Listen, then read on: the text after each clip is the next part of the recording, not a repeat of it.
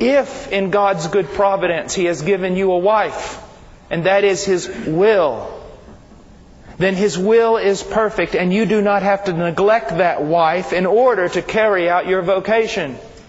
And if you do, you are either not understanding God, or you are not really working for His kingdom, you are working to build your own. Working to build your own. Now look at this.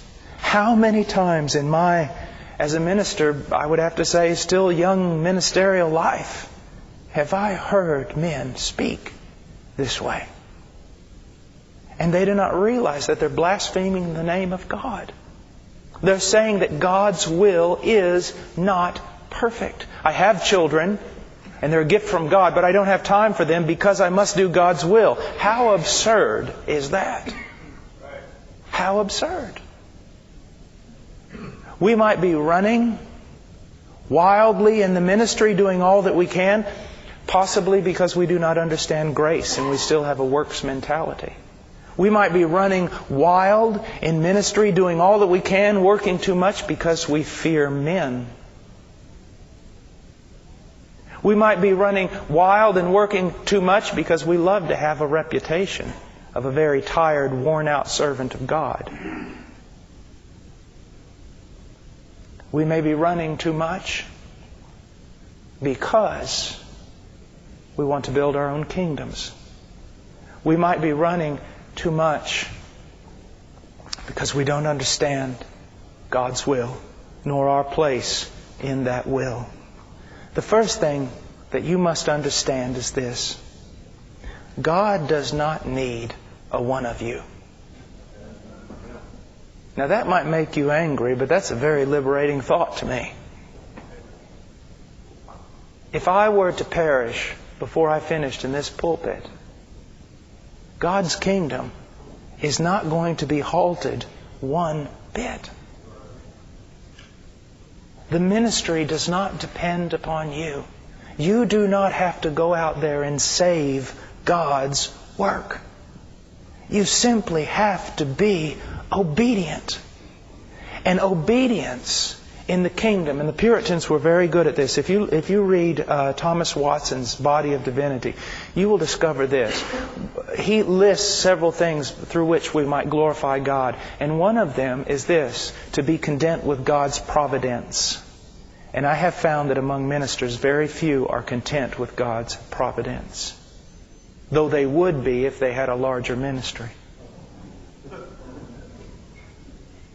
To be content with God's providence. And I believe that many men in the ministry, their neglect of their wives and their families for the sake of the ministry is simply that they are not content with the place that God has put them. My dear friend, and I know this seems, why is he talking about this? He's supposed to be talking about marriage. My dear friend, I could name the big shot preachers who have put a great amount of condemnation on God's people, and a great amount of condemnation on God's ministers. Your church is not large. What's wrong with you? Aren't you evangelizing? You don't have this. What's wrong with you? I graduated from a Southern Baptist seminary. And was faced in that seminary with a lot of liberalism. God had to come and save me by sending me literally to the country of Peru, where the only thing I had was a Bible. But I'll never forget. One of the professors, a dear man there, a godly man, he said, "Paul, you don't go to chapel." I said, "Sir, it's not required." He said, "You don't go to chapel." He says, I know your prayer life. I know that you work with street people. You even live with them. He goes, "But you don't go. Why don't you go to chapel?" I said, "When you bring a man who has been pastoring 35 people for 45 years into this chapel to preach to me, I will come." I said, "But as long as the only people who get to speak in this chapel are men with churches of over 1,000, I have no place here." When your definition of what it means to be a man of God changes, I'll come to chapel. And I believe that with all my heart. Because it's biblical and it's true.